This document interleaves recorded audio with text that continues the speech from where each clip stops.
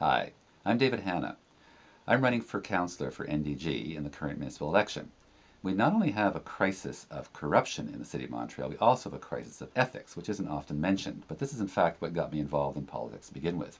Back in 2007, when as a citizen and a professional with the university, I'm a professor at the University of Quebec in urban planning, I and several other citizens in NDG protested what we felt was a very unfair system of public consultation. It had to do with a sports center, which we all want, and the sports center had gone through a whole public process where it was planned for a certain site in Benny Farm, when suddenly Mayor Applebaum held fresh consultations, during which documents still had the sports center located where it was supposed to be according to the previous consultations, but then there was some talk about it being across the street in the park. There's a lot of confusion over it. He kept dancing around, and then in a final consultation in the middle of summer, he suddenly zinged it through. It's in the park is rezoned, and whammo, we lost the park.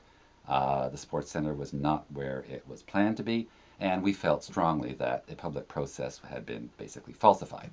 So, as a professor of urban planning, I complained about this to the minister in Quebec City, along with 5 other leaders of citizens groups. We signed our names, our organizations, our credentials, and sent a letter in.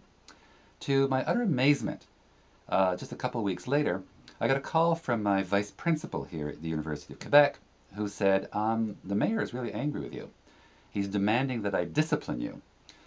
And it came out that his attaché, apparently Michael Applebaum's political attaché, called my university, called the administration, and protested against my getting involved in this letter to the government and demanded that I be disciplined by the university. I was stunned, to be quite frank. A citizen has every right to, of course, write whatever he wishes to the government, and he has the right to put down his titles and so on. That gives a letter more weight, doesn't it? In any event, the vice principal and I had a good laugh over it. Apparently, Michael Applebaum hasn't heard about academic freedom, but he also doesn't seem to understand how democracy works. Then I thought suddenly, had I been an ordinary citizen whose job depended on, say, a company, where maybe my boss had a contract with the city, I would have been fired. And then it suddenly took on a whole different color. So my vice principal sent this letter to Michael Applebaum saying that no wrong was committed, obviously.